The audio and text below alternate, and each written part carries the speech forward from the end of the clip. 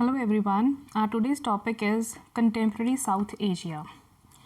इस चैप्टर में हम पढ़ने वाले हैं कि साउथ एशिया किस तरह का है, कौन कौन से कंट्रीज़ इसमें आते हैं एंड जब इंडिया और पाकिस्तान की वॉर्स हुई थी वो क्यों हुई थी, क्या रीज़न था। अब यहाँ पे 7 फ्लैग्स हैं, ये फ्लैग्स कौन कौन सी कंट्री के हैं, each and everything we are going to learn about in this chapter. So first the question is what is South Asia. Second paragraph में हमारा आंसर है साउथ एशिया क्या है। हमारी 7 कंट्रीज़ को मिलाकर बनता है south Asia. First is Bangladesh, Bhutan, India, Maldives, Nepal, Pakistan and Sri Lanka.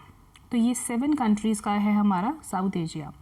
अगर हम हमारे टेरिटोरियल ग्राउंड्स की बात करें तो हमारे नॉर्थ में साउथ एशिया में आता है हिमालय एंड साउथ में आता है बे ऑफ बंगाल, साथ में और क्या आता है इंडियन ओशन एंड अरेबियन सी। और अगर हम ईस्ट वेस्ट की बात करते हैं तो ईस्ट एंड वेस्ट की बाउंड्रीज क्लियर नहीं है,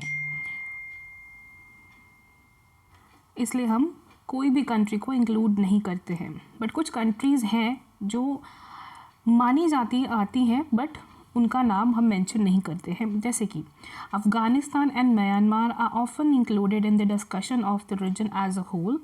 China is an important player but is not considered to be the part of the region. Afghanistan, Myanmar, China ये आते हैं बट इन्हें कंसिडर नहीं किया जाता है। In this chapter we shall use South Asia to mean the 7 countries mentioned above. तो इस चैप्टर में अगर हम साउथ एशिया की बात कर रहे हैं तो हम किन कंट्रीज़ की बात कर रहे हैं? Bangladesh, Bhutan, India, Maldives, Nepal, Pakistan and Sri Lanka. बहुत सारी कंट्रीज़ हैं तो बहुत सारे पॉलिटिकल सिस्टम्स भी होंगे और अलग अलग पॉलिटिकल सिस्टम्स हैं यहाँ। तो हर एक कंट्री का किस तरह का पॉलिटिकल सिस्टम रहा, क्या इनकी प्रॉब्लम्स थी, पावर्स थी, लिमिटेशंस थी, किस तरह ये ऑपरेट हुए, वो हम पढ़ेंगे इस चैप्टर में। इंडिया जिस दिन इंडिपेंडेंट हुआ था उसी दिन से ही डेमोक्रेटिक था और ये थ्रू आउट डेमोक्रेटिक ही रहा, और श्रीलंका भी। कुछ प्रॉब्लम पाकिस्तान एंड बांग्लादेश के साथ में थी, जैसे कि पाकिस्तान का पार्ट रहा है बांग्लादेश। बांग्लादेश को 1971 से पहले जब बांग्लादेश आज़ाद नहीं हुआ था, जब पाकिस्तान के कंट्रोल में था, उसे ईस्ट पाकिस्तान भी कहा जाता था। Pakistan and Bangladesh have experienced both civilian and military ruler. तो यहाँ पर दोनों ही रूलर रह चुके हैं, मिलिट्री रूल भी रहा है, आर्मी रूल भी रहा है एंड सिविलियन रूल भी यहाँ रहा है। Bangladesh remained a democracy in the post-Cold War period. Pakistan began the post-Cold War period with successive democratic government under Benazir Bhutto and Nawaz Sharif respectively. तो पाकिस्तान में जो डेमोक्रेटिक गवर्नमेंट आई वो किसके अंडर आई? बेनज़ीर भुट्टो एंड नवाज शरीफ के बाद में आई है, but it served military coup in 1999। But इनकी गवर्नमेंट को क्या सफ़र करना पड़ा? That was military coup. Coup होता है जब कभी गवर्नमेंट के अधिकार को हम जब्त कर लेते हैं, सीज़ कर लेते हैं, उसे बोलते हैं कूप। तो बेनज़ीर भुट्टो एंड नवाज शरीफ की जो पॉलिटिकल पार्टीज़ थी, इनको क्या मिला? मिलिट्री कूप मिला 1999 में। It has been run by civilian government against 2008 till 2006। अब 2008 तक, 99 से लेकर 2008 तक वहाँ क्या रहा? Civilian government. अब बात करते हैं नेपाल की। नेपाल क्या है? कॉन्स्टिट्यूशनल मनार्की सिस्टम रहा है। कॉन्स्टिट्यूशन मीन्स वहाँ एक बुक थी रूल्स एंड रेगुलेशंस की, वहाँ रूल्स एंड रेगुलेशंस भी फॉलो किए जाते थे, बट साथ में क्या था?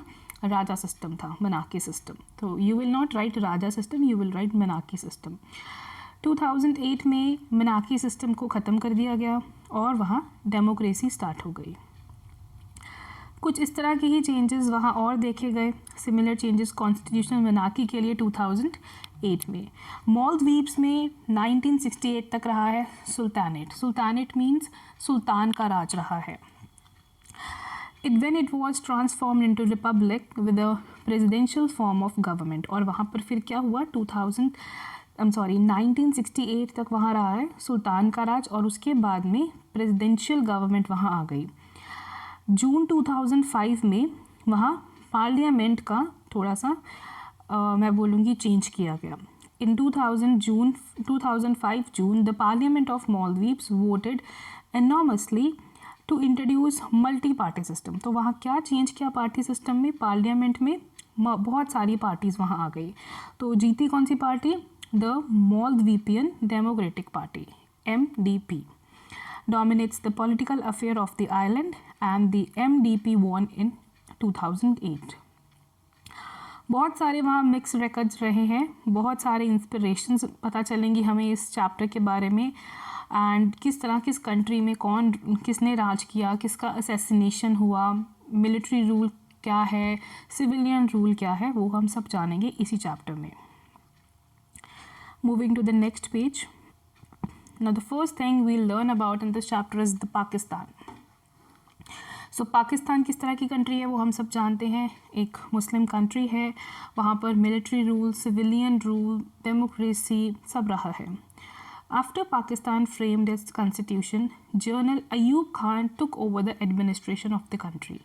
So जब पाकिस्तान का कॉन्स्टिट्यूशन बना दिया गया तो पाकिस्तान का राज किसके हाथ में आया?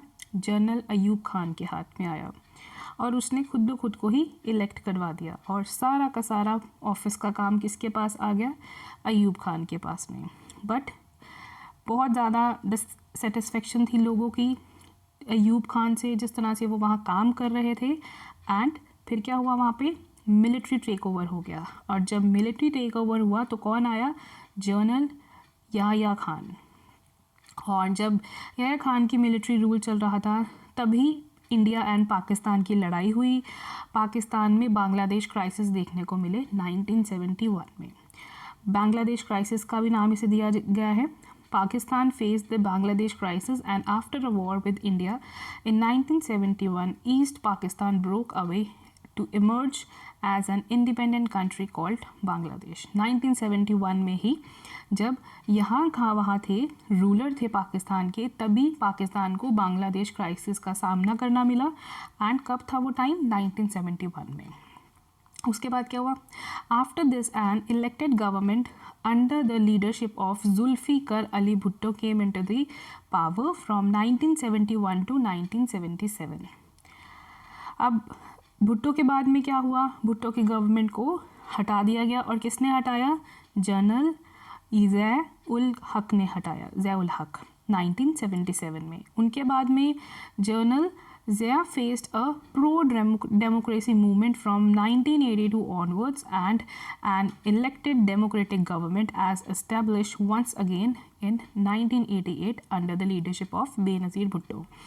तो जो ज़िया-उल हक की गवर्नमेंट थी उनको हटाकर फिर कौन आया 1988 में? अगेन बेनज़ीर भुट्टो। सो बेनज़ीर भुट्टो की पार्टी, पाकिस्तान पीपल्स पार्टी और मुस्लिम लीग एक दूसरे के साथ में लड़ते ही रहते थे। Students, for the cartoons I will make a separate video from chapter 1 to till 5 of this book. This phase of elective democracy lasted till 1999। तो ये जो लड़ाई का फेज़ था 1999 तक रहा, और उसके बाद में कौन आया? नवाज़ शरीफ आए। नवाज़ शरीफ के बाद आए परवेज़ मुशर्रफ। नवाज़ शरीफ कब आए? 1999 में, और परवेज़ मुशर्रफ कब आए? 2001 में। सो परवेज़ मुशर्रफ ने खुद ब खुद को इलेक्ट किया था एज अ प्रेसिडेंट, और पाकिस्तान की आर्मी के साथ में वो रूल करते थे। अब बात करते हैं पाकिस्तान में डेमोक्रेसी क्यों नहीं आ पाई। बहुत सारे कारण थे यहाँ पर। एक तो यहाँ सोशल डोमिनेंस बहुत ज़्यादा था। सोशल डोमिनेंस किसका?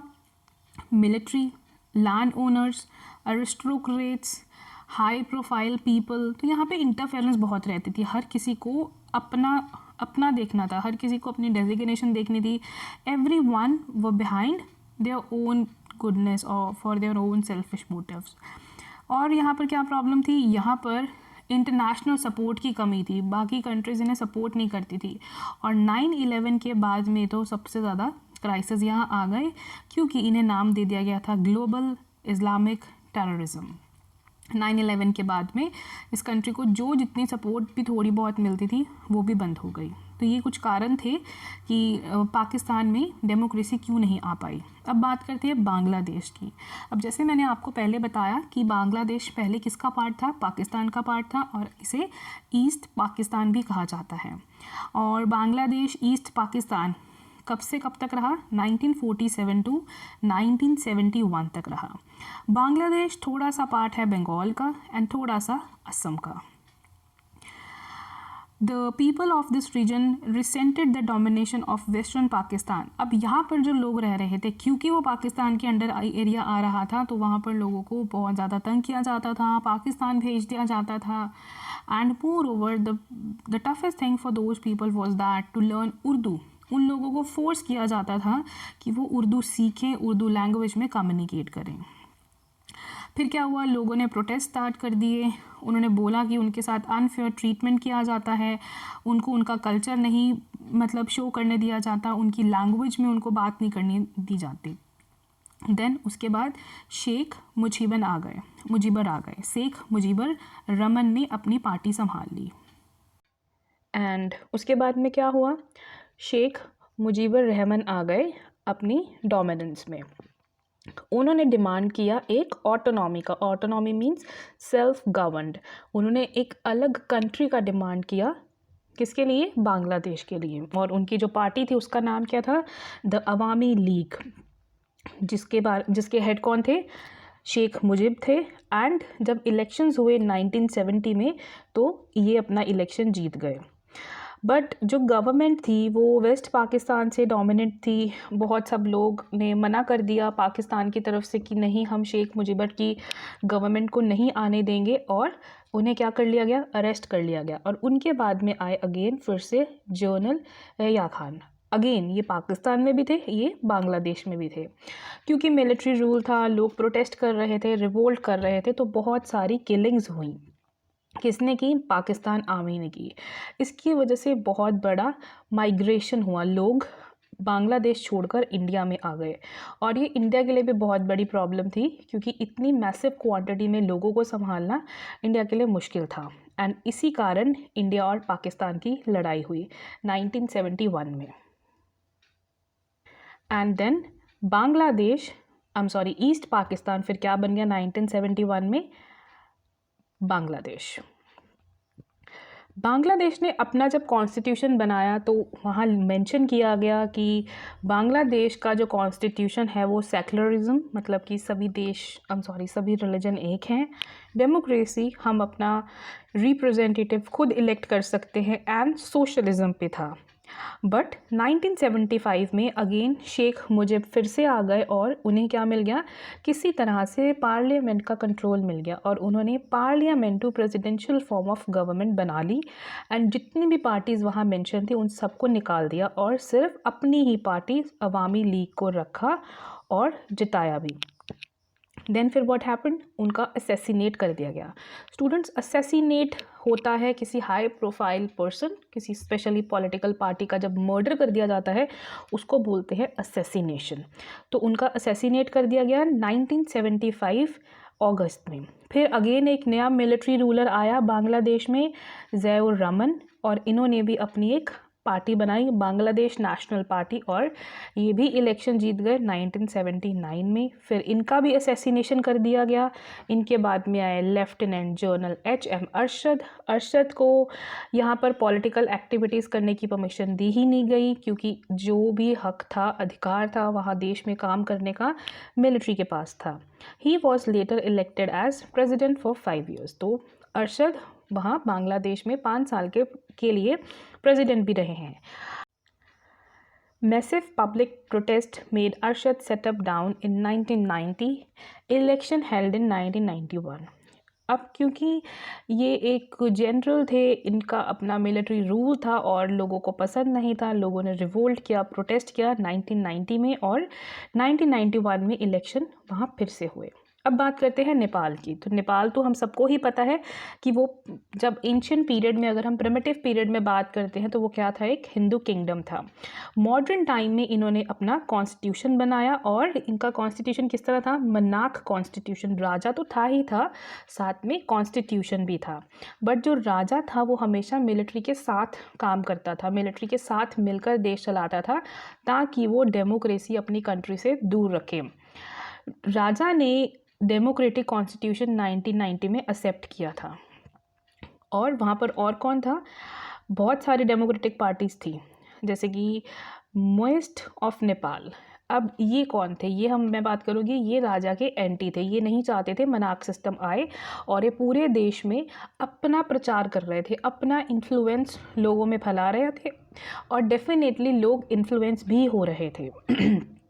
ये बिलीव करते थे मनाक सिस्टम नहीं होना चाहिए, रूलिंग एलीट मतलब उस टाइम के जो भी हाई प्रोफाइल लोग हैं वो देश को नहीं चलाना चाहिए उन लोगों को, और दूसरा हथियारों के बल पे मतलब आर्म्ड इंसरक्शंस मींस मिलिट्री रूल नहीं होना चाहिए, मतलब हथियारों के बल पर देश नहीं चलाना चाहिए। तो हमेशा मोइस्ट गोरिल्लाज और जो राजा की आर्म्ड फोर्सेस थी उनके बीच में लड़ाई रहती थी। स्टूडेंट्स, यहाँ गोरिल्लाज ग्रुप को बोला गया है जो लोग लड़ते हों, जैसे कि नक्सलाइट्स।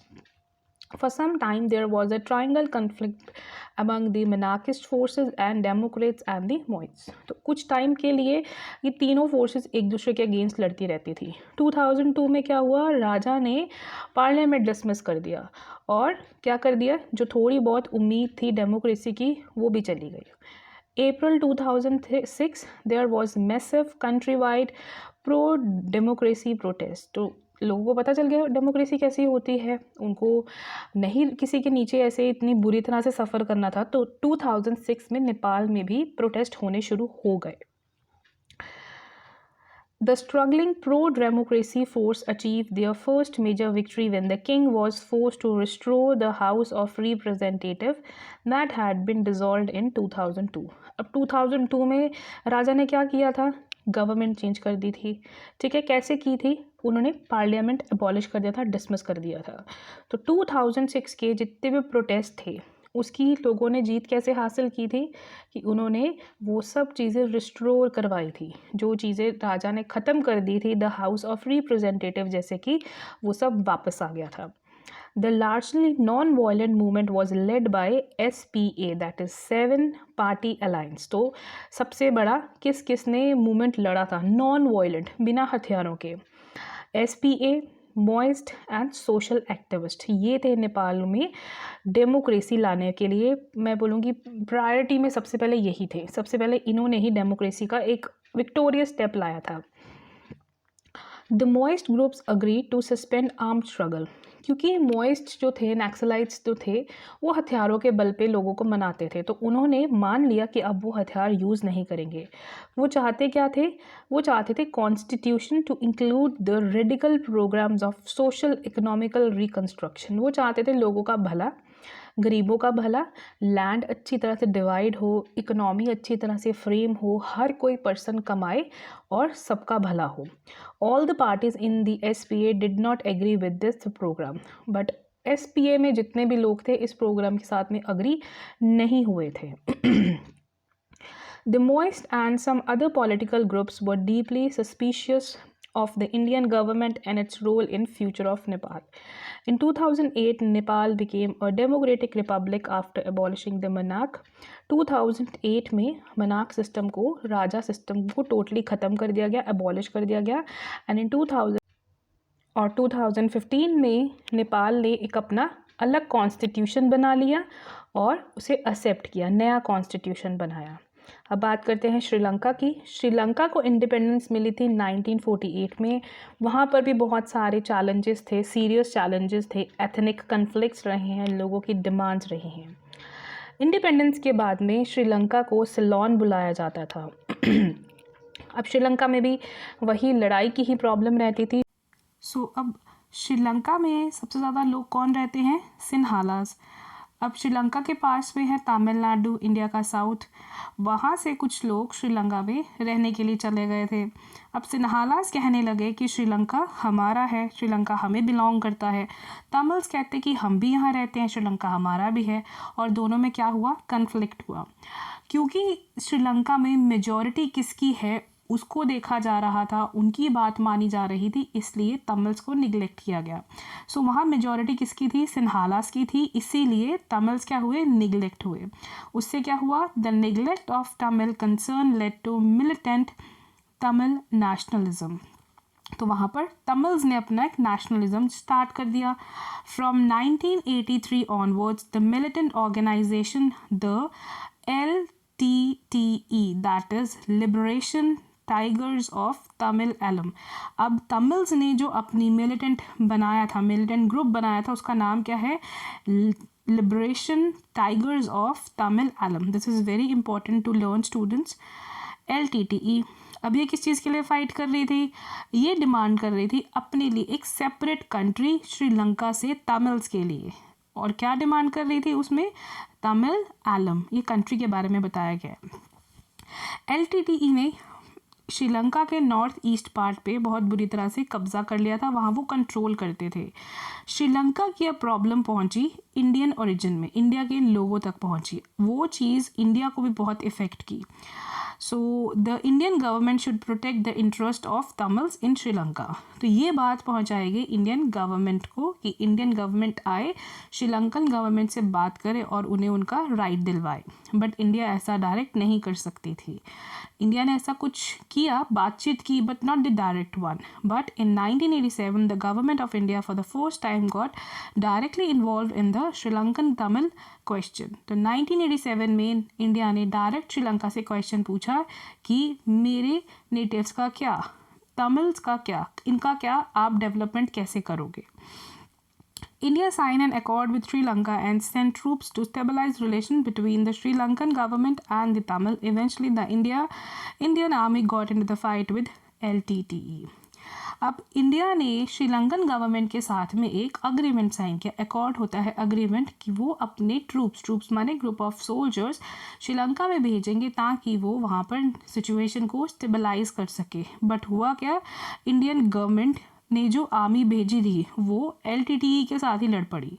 वो दोनों एक दूसरे के साथ में लड़ पड़े और ये चीज़ श्रीलंकन गवर्नमेंट को अच्छी नहीं लगी और उन्हें ऐसा लगा कि इंडिया उनके मैटर्स में क्या कर रहा है? इंटरफेरेंस कर रहा है। In the international affairs of Sri Lanka India was interfering. In 1989, the Indian Peacekeeping Force pulled out of Sri Lanka, IPKF। तो अब जो ट्रूप्स भेजे गए थे श्रीलंका में उनका नाम क्या है? Indian peace keeping force, IPKF, और इनको श्रीलंका से बाहर निकाल दिया गया। अब जो श्रीलंका का क्राइसिस था किसका? तमिल्स का। तो वो बहुत ही ज़्यादा वॉयलेंट हो गया, बहुत ज़्यादा खून खराबा हुआ। अब इंटरनेशनली बहुत सारी कंट्रीज़ हेल्प करने लगी, जैसे कि स्कैंडिनेवियन। अब स्कैंडिनेवियन ये कंट्रीज़ हैं, जैसे कि स्कैंडिनेवियन कंट्रीज़ में कौन कौन सी कंट्री? Norway and Iceland.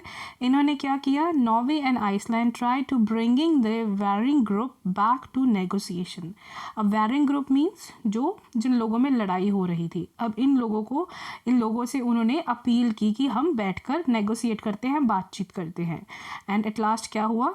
जो आर्म्ड कन्फ्लिक्ट था, आर्म्ड मतलब हथियारों के साथ लड़े जाने वाला जो कन्फ्लिक्ट था वो ख़त्म हो गया। क्यों ख़त्म हो गया? बिकॉज जो तमिल एलम की जो मिलिट्री ऑर्गेनाइजेशन थी LTTE वैंक्विश्ड हो गई इन 2009। वैंक्विश्ड मीन्स हरा दी गई। In spite of the conflict, Sri Lanka has registered considerable economic growth and recorded high level of human development. अब कन्फ्लिक्ट्स तो चलते ही हैं बट श्रीलंका की डेवलपमेंट बहुत अच्छी है, इकोनॉमिकल ग्रोथ बहुत ज़्यादा अच्छी है, वहाँ पर ह्यूमन डेवलपमेंट तो ऑसम है। Sri Lanka was one of the first developing countries to successfully control the rate of growth of population, the first country in the region to liberalize the economy and has had the highest per capita gross GDP. So वहाँ पर developing country का जो rate है श्रीलंका का बहुत ज़्यादा अच्छा है। ये पहली कंट्री रही है जिसने अपनी पॉपुलेशन कंट्रोल की है, इनकी फ्री इकोनॉमी है, मोर ओवर इनकी GDP भी बहुत अच्छी है। Now we are going with the another point, India Pakistan conflicts. अब इसके बारे में तो हम सबको पता है, इंडिया एंड पाकिस्तान के साथ में छोटी छोटी वॉर्स होती ही रहती हैं। सबसे बड़ी वॉर हुई थी पार्टीशन की, उसके बाद में हमारा कश्मीर का प्रॉब्लम स्टार्ट हुआ। कश्मीर की वजह से इंडिया एंड पाकिस्तान की बहुत सारी वॉर्स हुई, जैसे 1947 to 48, 1965। तो 1947 to 48 की जब वॉर हुई थी उसमें दो डिविजन्स हो गई थी, POK Pakistan occupied Kashmir and second Indian province of Jammu and Kashmir के बीच में एक लाइन है that is called LOC, line of control. 1971 में इंडिया ने पाकिस्तान को हरा दिया था, बट जो कश्मीर का इशू था वो अनसेटल्ड रहा।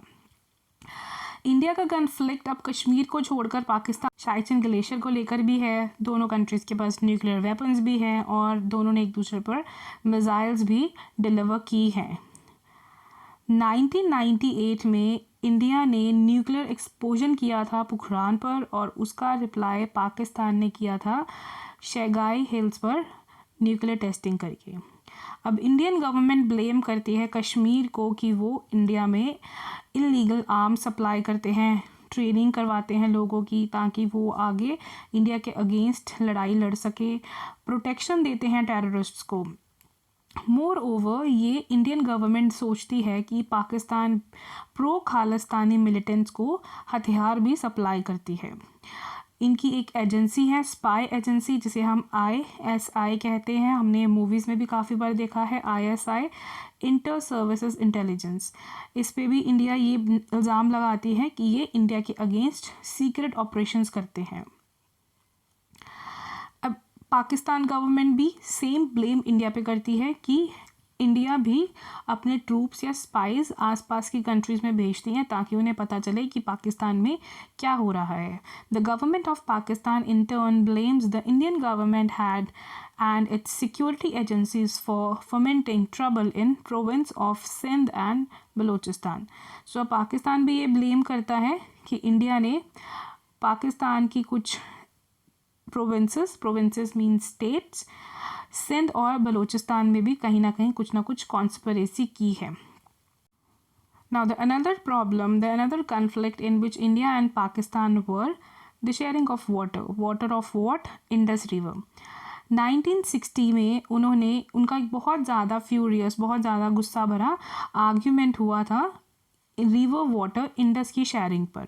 Eventually in 1960 with the help of the world bank, India and Pakistan signed the Indus water treaty which has survived to this day.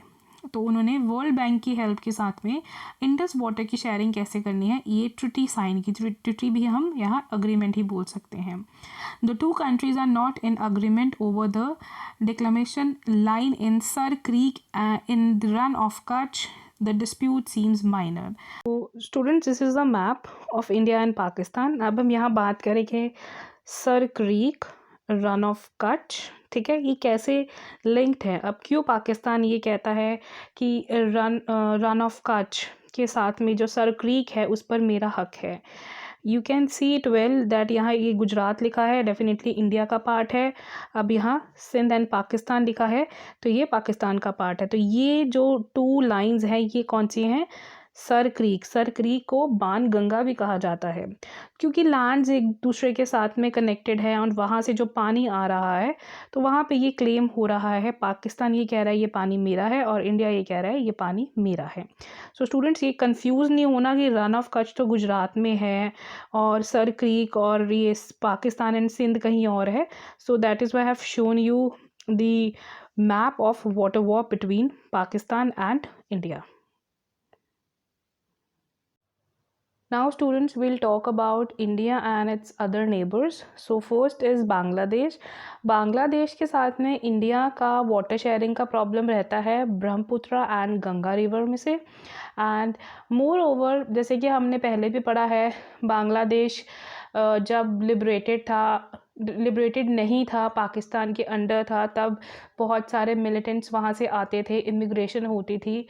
अब जब इंडिपेंडेंस मिल गई, लिबरेशन मिल गई बांग्लादेश को, तो वहाँ से बहुत सारे इनलीगल इमिग्रेशन होती है। ये चीज़ इंडिया को बहुत ज़्यादा प्रॉब्लम देती है। It supports for anti Indian Islamic fundamentalist groups. तो वहाँ पर एंटी इंडियन ग्रुप भी बड़े आते हैं, ऐसे इंडिया को लगता है। अब दूसरा प्रॉब्लम क्या रहा, बांग्लादेश ने अपने इंडियन ट्रूप्स को वहाँ से नॉर्थ ईस्ट जाने के लिए मना कर दिया था एंड अपनी नेचुरल गैसेस में से भी शेयर से डिनाई कर दिया था। बट ये सब बांग्लादेश म्यांमार को दे रहा था। Moreover, Bangladeshi government felt that Indian government behaves like a regional bully over sharing of water। So Bangladesh government को लगता है कि इंडिया बहुत ज़्यादा फोर्सफुली करता है सब काम उन पर, स्पेशली किस चीज़ को लेकर, वाटर को लेकर, नेचुरल गैसेस को लेकर। और उन्हें ऐसा भी लगता है कि इंडिया ने अपने ट्रूप्स भेजे थे स्पाइस भेजे थे इनलीगली नेचुरल गैसेस को एक्सट्रैक्ट करने के लिए. So it is written here, the Indian government behaved like a regional bully over the sharing of river water, encouraging rebellious Chittagong hill tracts, trying to extract its natural gas and being unfair in trade. तो यहाँ बांग्लादेश ये बोलता है extraction होती है natural gases की, more over India trade भी उनके साथ अच्छे से नहीं करता है. उसके बाद में बात करते हैं इंडिया एंड बांग्लादेश कोऑपरेट करते हैं कहीं ना कहीं, चाहे जितनी मर्जी इनमें प्रॉब्लम आती है, जैसे कि इकोनॉमिकल रिलेशंस भी एक दूसरे की हेल्प करते हैं. Economical relations have provided considerably in last 20 years. Bangladesh is a part of India's look east policy. अब लुक ईस्ट पॉलिसी क्या है? Look east policy was that policy that want to link up in south east Asia via Myanmar. अब look east policy में क्या था कि south east की तरफ एक वे बनाना था म्यांमार से होते हुए. अब इस चीज़ में बांग्लादेश ने भी इंडिया को सपोर्ट किया. On disaster management and environmental issues ये एक दूसरे की बहुत ज़्यादा कोऑपरेशन करते हैं. 2015 में इन्होंने कुछ एनक्लेव्स एक्सचेंज किए थे. अब बात, नेपाल और इंडिया का रिलेशन बहुत अच्छा है. दोनों ने एक ट्रीटी साइन की हुई है जिसमें सिटीजन्स को एक परमिशन दे दी गई है कि वो चाहे ट्रैवलिंग के लिए या किसी काम के लिए अगर नेपाल जाना चाहते हैं तो उन्हें पासपोर्ट्स और वीज़ाज़ की ज़रूरत नहीं है. दोनों के रिलेशन अच्छे हैं, बट फिर भी कहीं ना कहीं ट्रेडिंग के टाइम पर दोनों में डिस्प्यूट्स आ जाते हैं. अब वो डिस्प्यूट क्यों आते हैं? क्योंकि Nepal and China are having good relations और ये एंटी इंडियन एलिमेंट्स को प्रोड्यूस करता है. इंडिया को ये भी लगता है कि नेपाल ने नक्सलाइट ग्रुप जो एक मिलिट्री ग्रुप था, इनको भी फंडिंग की है, इनको भी हेल्प की है. बिहार से लेकर आंध्र प्रदेश मीन्स इनकी प्लेसमेंट की है नॉर्थ टू साउथ में. अब ये ऐसा नेपाल को इंडिया को लगता है नेपाल के अगेंस्ट. नेपाल को ये लगता है कि इंडियन गवर्नमेंट उनके इंटरनेशनल अफेयर्स में बहुत ज़्यादा इंटरफेरेंस करता है. रिवर वाटर अफेयर जैसे कि हाइड्रो इलेक्ट्रिक प्रोजेक्ट्स को भी डिले करवाया है. चाहे जितनी मर्जी प्रॉब्लम है दोनों कंट्रीज़ में, but then as well they are trading well and somewhere they are having a good relationship. Now we move to Sri Lanka. Sri Lanka की बात हमने ऑलरेडी बहुत अच्छे से की है. वहाँ पर 2 ग्रुप्स हैं, Tamils and Sinhalas. India and Sri Lanka का नॉर्मली इसी चीज़ को न्यूट्रलाइज़ करने में ही प्रॉब्लम रहता है. किलिंग्स भी होती हैं. After the military intervention in 1987 the Indian government how prefer a policy of disengagement, vice versa Sri Lanka's internal trouble. तो यहाँ इंडिया ने ये प्रॉमिस किया था कि ना तो श्रीलंका और ना ही हम एक दूसरे के अफेयर्स में इंटरफेयर करेंगे. India's help in post tsunami reconstruction in Sri Lanka has also brought the 2 countries closer. क्योंकि जब सुनामी आई थी तब इंडिया ने श्रीलंका को काफ़ी हेल्प की थी, तो इस वजह से श्रीलंका और इंडिया के रिलेशन काफ़ी सुधर गए हैं. इतना कुछ खास प्रॉब्लम नहीं है. Now will talk about India and Bhutan. And India and Bhutan का इतना कोई खास बड़ा प्रॉब्लम रहा नहीं है. The effort made by the भूटानीज monarch to weed out guerrillas and militants from northeast India had operated in his country have been helpful to India. सो जब भूटान में मनाक सिस्टम था और राजा ने चाहा था कि गुरिल्लाज और मिलिटेंट्स वहाँ से चले जाएं, तो ये भी एक हेल्प आई थी इंडिया की तरफ से वहाँ भूटान में. And more over India Bhutan के साथ में उनके सबसे बड़े हाइड्रो इलेक्ट प्रोजेक्ट के साथ में है. एंड हिमालयन किंगडम को बहुत बड़ी एड जो जाती है वो इंडिया की तरफ से ही जाती है. मालदीव्स, अब ये तो बहुत वेल नोन नेम है सबके लिए. Maldives, I guess you all are aware of this name. In November 1988, when some Tamil mercenaries from Sri Lanka attacked Maldives, the Indian Air Force Navy reacted quickly to remove them. So, जब मालदीव्स में कुछ Tamil militants ने attack कर दिया था, तब India ने बहुत जल्दी मालदीव को वहाँ से आज़ादी दिलवाई थी. And more over India Maldives की इकोनॉमी बूस्ट करने में बहुत ज़्यादा हेल्प करता है, टूरिज़म के साथ में एंड फिशरीज़ के साथ में. India and Bhutan, as well as Bangladesh and Myanmar, have disagreements in the past over the migration of ethnic Nepalese into Bhutan and Rohingyas into Myanmar, respectively. Bangladesh and Nepal have had some differences over the future of Himalayan river water. The major conflict difference through the between India and other partly because of the geography of the region in which India is located centrally and is therefore the only country that had borders to others. तो India सभी countries के centre में आता है, इसीलिए India की छोटी छोटी प्रॉब्लम्स बाकी सब कंट्री के साथ में रहती है. Now students, we'll talk about the last topic of the chapter, peace and cooperation. तो अब साउथ एशिया में पीस कैसे लाई जाए. इन्होंने क्या किया, एक अपनी ऑर्गेनाइजेशन बना दी जिसको शॉर्ट फॉर्म में हम बोलते हैं साक. ये एक्रोनिम है, south Asian association of regional cooperation. The south Asian association for regional cooperation, साक. अब साग बना दी, उससे क्या हुआ, सभी कंट्रीज इकट्ठी आई, कोऑपरेशन स्टार्ट हुई एंड इन लोगों में जितने भी पॉलिटिकल डिफरेंसेस थे, चाहे जिस तरह का इनका पॉलिटिकल सिस्टम था, फिर भी कहीं ना कहीं इनके डिफरेंसेस सॉल्व हुए. इन्होंने एक अग्रीमेंट साइन किया फ्री ट्रेड का एंड इससे क्या हुआ कि ये पूरे के पूरे साउथ एशिया में बिजनेस कर सकते हैं. अब साफ्टा बनी कब, 1985 में बनी. अग्रीमेंट साइन हुआ था 2004 में, बट अग्रीमेंट इफ़ेक्ट कब हुआ, मतलब इफ़ेक्ट मींस स्टार्ट कब हुआ, 2006 में. अब साफ्टा का बेसिक एम क्या रहा है, जितनी भी ट्रेड ट्रैफिकिंग है उसका जो रेट है वो लो करे और अपने साथ की जितनी भी कंट्रीज़ है उनको काम में लाए, मतलब उनके साथ काम करे. But some of the neighbours fear that SAFTA is a way for India to invade their markets and to influence their societies and politics through commercial ventures. अब कुछ को लगता है कि इंडिया बाकी कंट्रीज़ को साफ्टा के थ्रू टारगेट कर रहा है, बट इंडिया को ये लगता है कि साफ्टा के थ्रू हम अपनी इकोनॉमी को अच्छे से बना सकते हैं और इजीली फ्रीली ट्रेड भी कर सकते हैं. अब इंडिया एंड पाकिस्तान रिलेशंस की बात करते हैं. अब ये तो हम सब जानते हैं कि ये कभी ठीक नहीं होने वाले हैं. पीस बनाने की कोशिश की जा रही है, सोशल एक्टिविस्ट लगे हैं, प्रोमिनेंट पर्सनालिटीज़, एक्टर्स सब इकट्ठे होकर एक फ्रेंडशिप का एम्बियंस क्रिएट करते हैं. बट देन एज वेल कुछ ना कुछ हो जाता है एंड फिर फाइट हो जाती है, वॉर हो जाती है. लीडर्स भी मीटिंग्स करते हैं एंड मोर ओवर आजकल एक दूसरे की प्रेजिडेंट्स एंड प्राइम मिनिस्टर्स भी मिल रहे हैं ताकि यहाँ पर प्रॉब्लम ठीक हो सके. एंड दोनों कंट्रीज़ ने एक दूसरे के लिए रूट्स भी कुछ ओपन किए हैं. अभी कुछ दिन पहले बस के बारे में भी पता चला था कि बस भी आने जाने लगी है Pakistan to India and visas भी बहुत इजीली प्रोवाइड कर दिए जाते हैं इंडिया टू पाकिस्तान के लिए. अब चाइना एंड यूनाइटेड स्टेट्स हमेशा ही की प्लेयर रहे हैं साउथ एशियन पॉलिटिक्स में. Sino Indian relations have improved significantly in last 10 years, but China's strategic partnership with Pakistan remains a major irritation. अब चाइना की जो पाकिस्तान के साथ फ्रेंडशिप है ये इंडिया को हमेशा इरिटेट करता है एंड कहीं ना कहीं ये भी लगता है चाइना पाकिस्तान को न्यूक्लियर एक्सरसाइज में हेल्प भी करता है. And their economical ties have multiplied rapidly since 1991.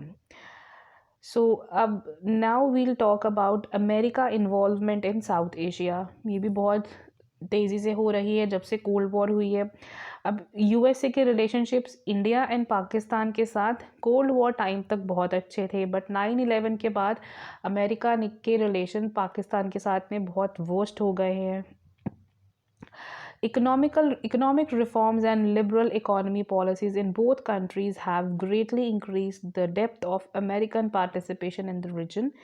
The large South Asian diaspora in USA and the huge size of the population and market of the region also give America an added stake in the future of regional security and peace.